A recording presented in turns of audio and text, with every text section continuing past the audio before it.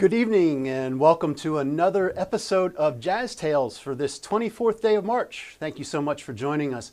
I'm really, I got the best seat in the house tonight, folks. I really do.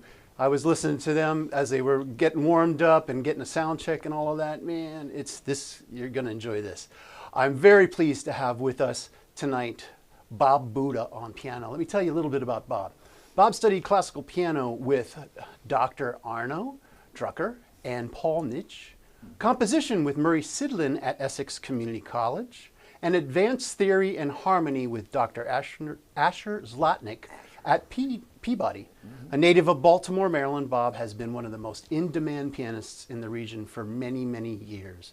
He's worked with Sonny Fortune, Sonny Stitt, Dizzy Gillespie, Curtis Fuller, Gary Bartz, Junior Cook, Bill Hardman, Clifford Jordan, Charlie Young, Buster Williams, Nathan Page, Eddie Daniels, Stanley Turntine, Jim Snydero, Roy Haynes, Jimmy Cobb, Freddie Hubbard, Dave Liebman, Woody Shaw, Johnny Coles, Buddy DeFranco and Terry Gibbs, Warren Wolf, Terrence Blanchard, Wallace Roney, and pretty much every musician in the Baltimore, Washington area. He's just a monster, and I'm so happy to have him here. Thank you, Fred. Bob can be heard on over 30 recordings, including Reflections of Monk, The Final Frontier, with Gary Bartz, Eddie Henderson, Jeff Harper, and Billy Hart, as well as recordings with Bootsy Barnes and Chad Carter, Brenda Alford, Project Natali, and the Bob Butta Trio recording called Windows, released in 1997 with Paul Langosh on bass and Mike Smith on drums. It's my pleasure to welcome the great Bob Butta to our show tonight. Hold on there, Bob. Okay, welcome, Bob. Good to have you. Nice to be here, Fred. Thank you, man. This is amazing. Thank you for Well, thank me. you so much. What's the first tune you're going to play tonight? We're going to play a tune written by the famous bass player Oscar Pettiford, and it's called Blues in the Closet. Oh, and by the way, folks, we also have Paul Langosh here with us tonight, too. It's a full house here tonight.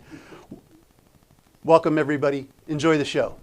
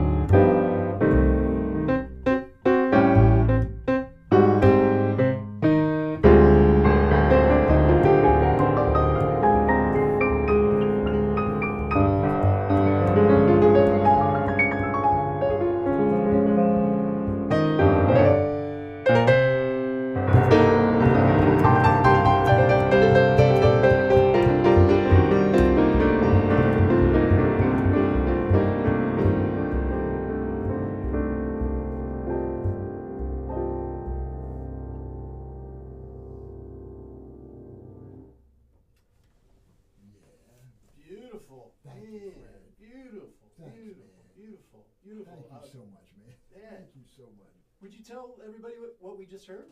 What we just heard was a combination of a couple of compositions. One of them, the first one we did was, Blues in the We Closet. Will Blues Meet in the Again. Closet. And then We Will Meet Oh, yeah, Again. right. We talked about Blues in the Closet, didn't we?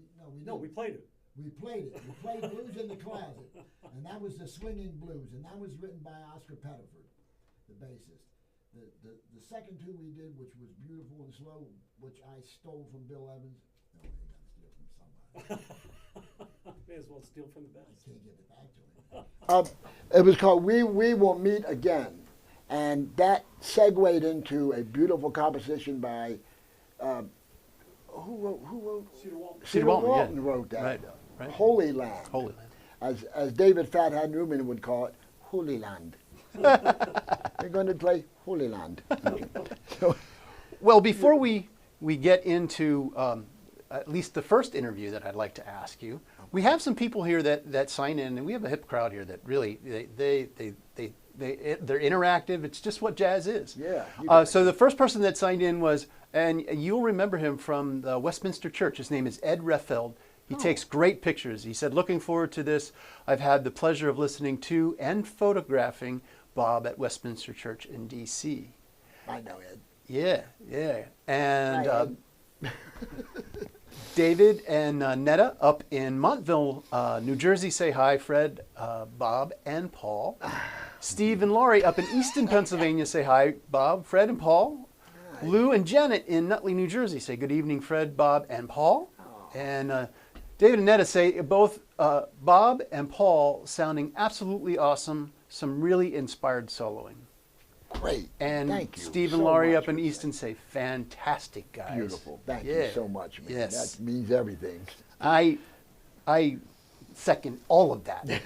It's wonderful having you here. Well, It's it's wonderful. lovely being here, man. What can I tell you? Well, I ask this question of everybody that comes through the door, and that is, what was that one thing or several things that happened early in your, maybe it wasn't early, that had you go, I have to be a musician, and more importantly, a jazz musician? I played baseball. One time I was 6 years old. I played second base and caught until I was maybe 13. In the midst of that, maybe it was 9 or 10, I was at one of these Kiwanis Club things out up in the Towson area, they have those. And there was a guy playing a little Hammond F100 organ, if you can imagine. I don't think. And my father said to me, "Hey, that's neat, isn't it? You like that?" I said, "Yeah, that was cool." He said, "You want to do that?" I said, "Yeah." And my father was not a musician, but he taught me baseball and he got me interested in playing music. He said, so he rented this thing and I took lessons on it, and before you know it, we bought it, and I used it in a rock band I was in when I was 14 years old. And you know what got me hired at the Jazz Closet, which was my first real straight-ahead jazz gig, although I had been working on it all along. I learned all of these dance tunes, disco dance tunes, in the wrong key. I learned them they were 45s, and I turned to slow speed to hear the parts. That doesn't take it down an octave. That takes it down a fifth. I didn't know that. And I had learned 40 of them. All the right changes, a fifth down. So when I went to rehearsal, they were calling one after the other, and they say, "Bob, this is an A minor." I'm going, "No, it's in D minor." No. And Bob, this is B flat. No, it's not. It's not in B flat. It's in F or E flat or something. He's going, "No, I learned them all in the wrong key." So that was it. He said, "Look, let's do it again and get everything straight, and we'll have another rehearsal." So I said, "Oh man, God damn it!" So I said, "I'm going to go down to this place called the Closet." I heard of it. I was going in there, and Henry Baker was closing up because it was raining. There was Mickey Fields. You remember Mickey Fields? Yeah. Remember Oh, Mickey yeah. Fields? Mickey Fields says, "Hey, Baker, that's the boy I was telling you about." I was only 24 years old. "That's the boy I was telling you about. He can play. Baker said, "You want to play my joint, man?" I said, "Yeah, sure." He goes, "Well, I play saxophone, and Donald Bailey's on bass." And I'm like, Really? And I said, yeah. And Hugh Walker was on drums. You know, Himser. You remember Oh, Himser? yeah. Hugh Walker. Wow. And that was my first gig. It was 3 nights a week. I paid $50 a night. I was there on time, and I stayed there for 10 years. Wow. And he brought down Curtis Fuller, Clifford Jordan, Gary Bartz, Woody Shaw. You named them, all of them. Right. You named half of that group of people that you named.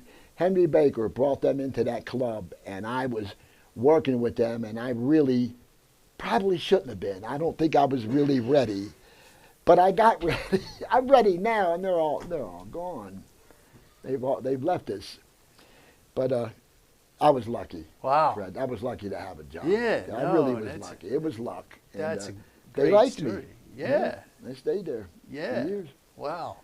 Well, it's great that your dad got you started with an organ. Yeah, really. Believe it or not, I started on an organ myself. You did? You Yeah, started yeah, playing yeah, that? yeah, Did that's you how I want got bass started. lines and everything? I actually played pedals. I did You the did? classical stuff. Oh, you did? Oh, yeah. Oh, Yeah, man, yeah. I wasn't very good with I mean, it was okay, but Yeah. it wasn't. No, I did the bass You pedals. did the whole. Yeah. I look at that music You now and got I'm like, my I love look at and that music respect. now and I don't know how I could even do it. I mean, now I'm lucky if I can read one line, let alone 3, you know? I bet you would come back to you. No, Man, no, that's no. amazing. You were playing classical organ. Yeah, I mean, you got to yeah. be an octopus to play classical organ. Well, you tackled all that classical stuff yourself, Oh, so my you know what God. the drill is. So Yeah. let's play some more. Okay, man. let's do it, Wow. let's do it. What are you going to do now? Oh, we're going to play a very haunting composition Okay. by Richie Byrock called Elm. Great.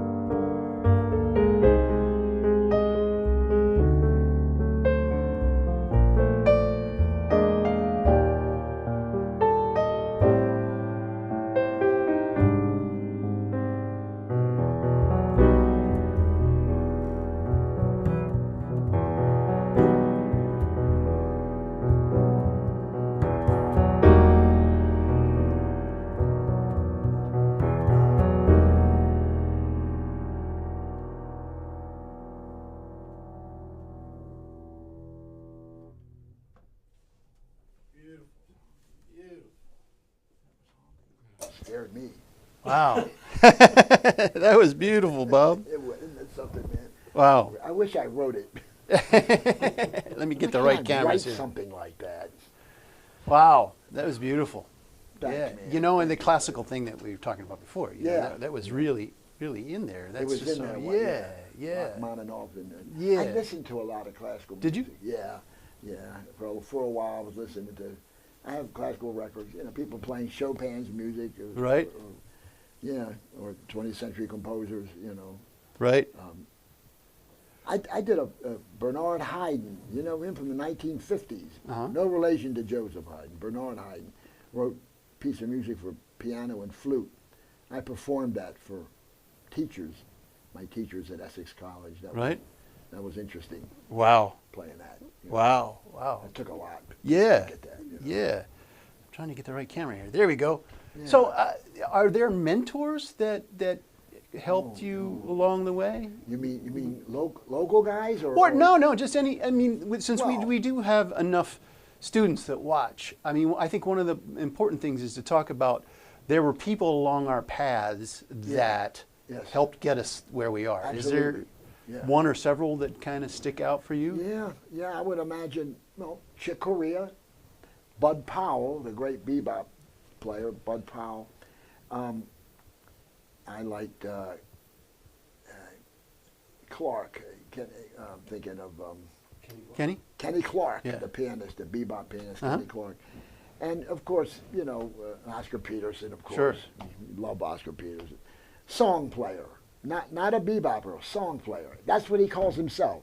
He says, I'm not a jazz musician. I'm a swing musician, is what he... To me, he's a burner, flat out burner. Those guys were Herbie Hancock, coming up. Yes, sir. And one of my ultimate favorites is Wynton Kelly, Sure. who I think is the swing machine of the world. I mean, he's just tremendous. He has such an incredible lilt in his eighth notes. He pops those eighth notes with such a lilt, and the way he bounces them off of the ride cymbal, between the bass and the ride cymbal, he's right in there, man. He's just great, Wow. He's one of my all-time favorites, Wynton Kelly. He was deaf in one ear. Did you know? Did you know that? Yeah, I did. Keita Betts told me that. Wow. So he was deaf in one ear. It's interesting to me that when a lot of people think of mentors being like a teacher or something like that, but you Yeah. just named off pretty much a who's who of piano players. Oh. And so for you, a mentor, not only were you listening to those recordings, you were soaking everything up about them, which is why they were mentors to you. Yeah, I guess so. I never thought of it. Yeah, no, I mean, that's the Yeah. first thing I caught. As you kept going, it was like, wow, Yeah. that you really listened to how these people, and Yeah. that they became your mentors because of that. They did, yeah. Yeah. There was a guy and there was a good teacher in Baltimore that I learned a lot from, Bob Fields, and he played around Baltimore. You may have worked with him from time to time. He played around at Prime Rib in Baltimore Sure. for years. Him, and then there was a monster organist and piano player named Charles Covington. Everybody knows CC. CC. Yeah, I just had a gig over there. Yeah, I know, Charlie. I know. You've been everywhere. Tremendous. And I studied with him, and he was the guy that I looked up to in Baltimore. Still do. And he's up in his 80s, and he calls me sometimes. He'll call me every couple of months. He goes, Bob Booty, it's Charlie Covington. I say, hey, man. Or he'll call me up, and he'll say, Pawn to King 4. And I'm going, wait a minute. Let me get my board and set it up. He goes, oh, you need a board? I said, yeah, Charlie, I need a board, And then the bragging comes, I played 10 guys one time without a board. But I'm sure you did. Every time I met him, every time I wanted to ask musical questions, he'd start doing magic. Oh, tremendous. I mean, I could Yeah. never get any musical thing from him. He just wanted to show me magic tricks. Prestidigitation. Yeah. Yeah. He saws his wife in half. Look, he took a cigarette out of my mouth one time, and it was gone, right? I'm going, Charlie, give me my cigarette. He says, it's gone. It's gone. I'm going, what do you mean it's gone? Give me my cigarette back. He goes, it's gone.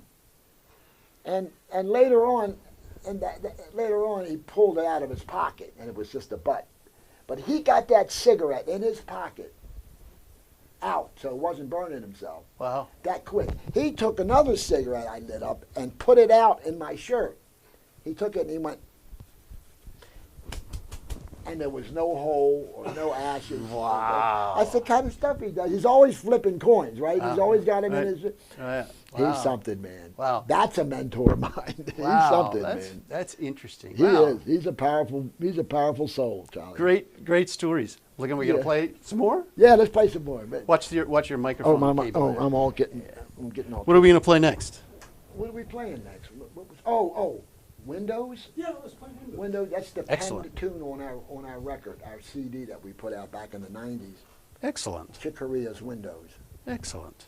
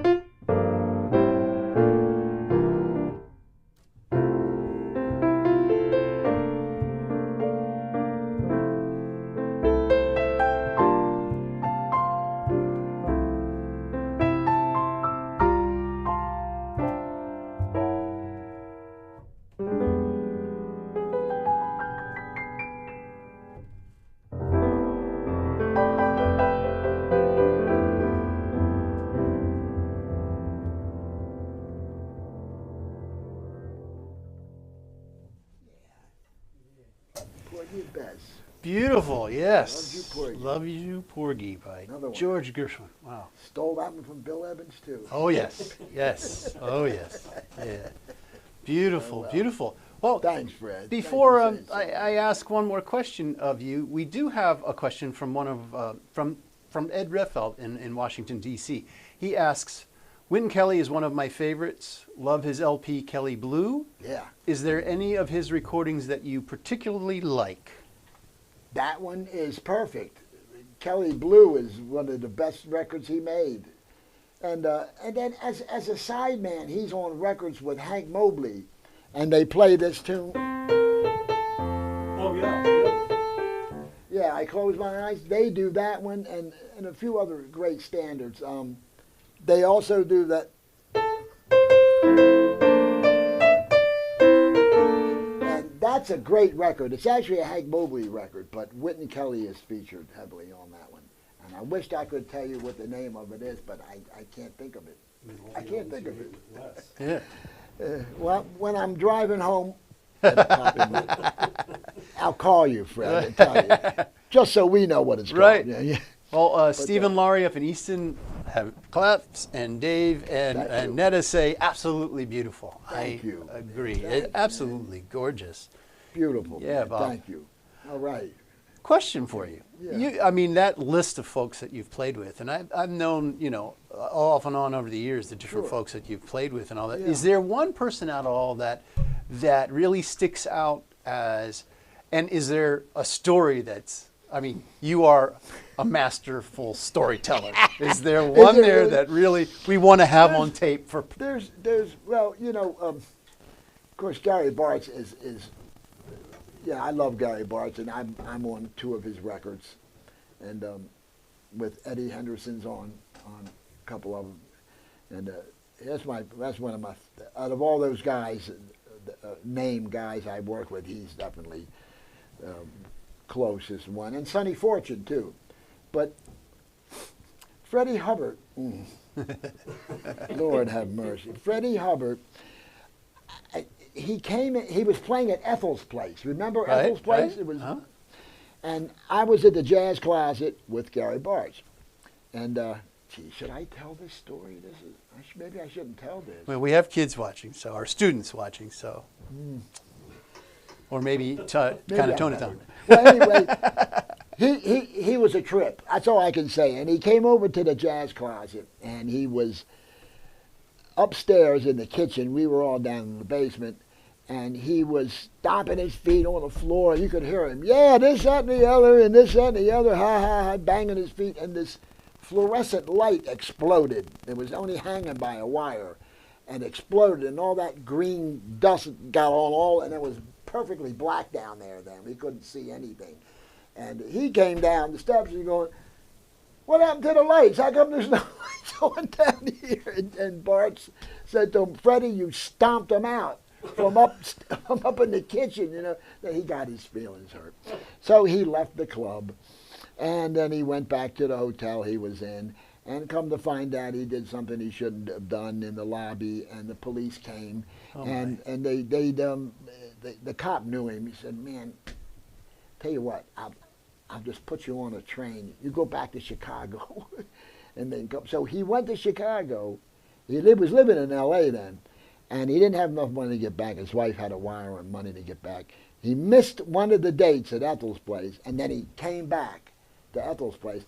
Then he came up to the closet and sat in with us, And he got bugged because Tom Williams. So I've heard that story You've too. heard So that you were story, there right? when that happened? Yeah, I was on piano. I was with Bart, And Tommy, he says, would you bring this ringer in here for me? And he says, I just want to have some fun.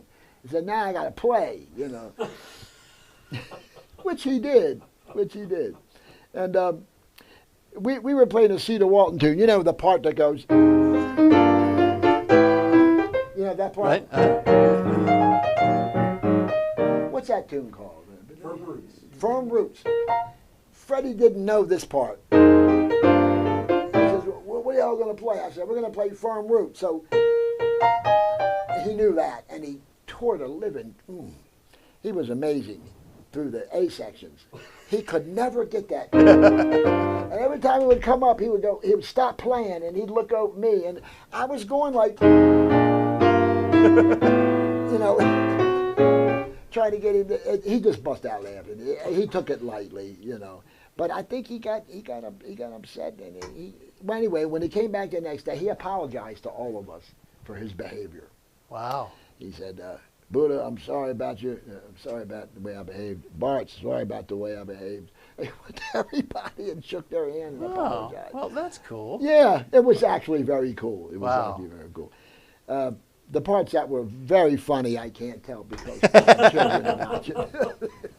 I'll tell you when Right, right. Wow. But he Wow. was. There's a lot of stories like that. He's got stories. Yeah, well, I've heard a You lot know. of his stories, yes. Yeah, we you know, told you some of guys them when he play was on together here. all the time, you know, yeah, yeah. yeah. Well, before I ask one more question of you, we need to thank some folks here that have provided passes for our students to watch.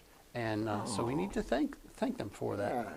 Yeah. That's beautiful. First Thank of all, you. we'd like to thank Janet and Lou Russo up in Nutley, New Jersey, who sponsored Solana Villanueva from Nutley, New Jersey, who plays trumpet, bassoon, and double bass, and is a member of the Nutley High School Jazz Ensemble Concert Band and Marching Band. That's intimidating. Yeah, no kidding. And we'd like to thank Sherry and John Zimmerman up in Mechanicsburg, Pennsylvania, who sponsored Allison Slane of Nutley, New Jersey, who plays clarinet, and she's a member of the Nutley High School Jazz Ensemble, Concert Band, Marching Band, and Choralettes. If you'd like to know how to sponsor a student, if you go to our website, jazz-alive.org, you can find out and click on the sponsorship tab, and you can find out more about sponsoring a student there. We'd also like to thank the Talbot County Arts Council, who has sponsored the entire 2021 catalog of Jazz Tales for students at the Easton High School Jazz Band under the direction of Mr. E.J. Osterly here in Easton, Maryland, for them to watch the entire catalog. So that's just wonderful. Thank you to Joan Levy and the Talbot County Arts Council for making that all happen for our students. We really appreciate it. Yes. Beautiful. Yeah. Thank you for being that way. Yeah. Great. So, any words of wisdom for our young people that are watching? Don't do this for a living. No, it's tough doing this for a living. Now, I tell you, if you play bass or piano, you have a better shot at working. If you pick up an instrument like trombone, which is, I love that instrument, and trumpet, they're tough to work. It's tough to keep an ongoing, you know, you have to kind of make it in the business with those instruments, you know. But, you know, it depends on what you want to do.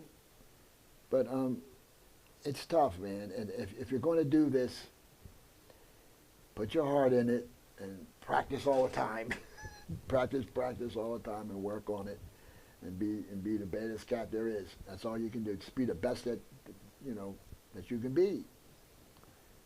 It's a tough way to make a living. Amen to that. You know, that's the one thing that I've known about you from the minute I came into town. You know, is just hearing about how you come to the gig and you play. And you know, the first time that I went to hear you play, I think the first time I heard you was at the New Haven. Oh, really? And I had heard you other times before, but where I really got a chance to sit and watch you, and wow. Fred, you don't know this, but I stood on a stairway while you were playing solo piano at the Gaylord Hotel. I stood there for the longest time and watched and heard you. Well, it was really nice, man. Thank you. It was great. I wished I had something to record with back then. I said, man, listen to him, man. Well, thank you. Jesus. You know, yeah, it was beautiful. And, you know, of course, I've heard you and Amy and Frank play at the Kennedy Center, and I have recordings of that. Well, I can get to listen to those. Right.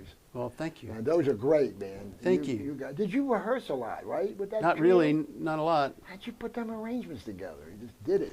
Everybody send them the charts, and everybody does their work. Yeah, Yeah. that's great. Well, thank you so much. You're welcome, man. You You're know, very welcome. it's my hope that when we get out, and Jazz Tales is going to hopefully do more like on the road type stuff, because I can't keep getting people to come to Royal Oak, Maryland. But I'm hoping sometime to find a venue where we have 2 pianos, and I'd love to do a 2-piano man, thing are with you you. kidding? That would blow me away, yeah, man. It would be great. You It want would to be do great. that? I do sometime. We got We're to gonna do make it that. happen. We got to make it happen. Yeah, Yeah, definitely. yeah. We got to figure out what we're going to play, and you know, It'll be fun. it'll be fun. great. It'll be great fun, man. Yeah. It will, man. Well, what are we going to close with? We got time for one more. What are you I'm going going to play one more. What do we need to play? We haven't played. You Stepped Out of a Dream. That's a good one. That's a Oh, good one. that's I'm glad great. I thought of that.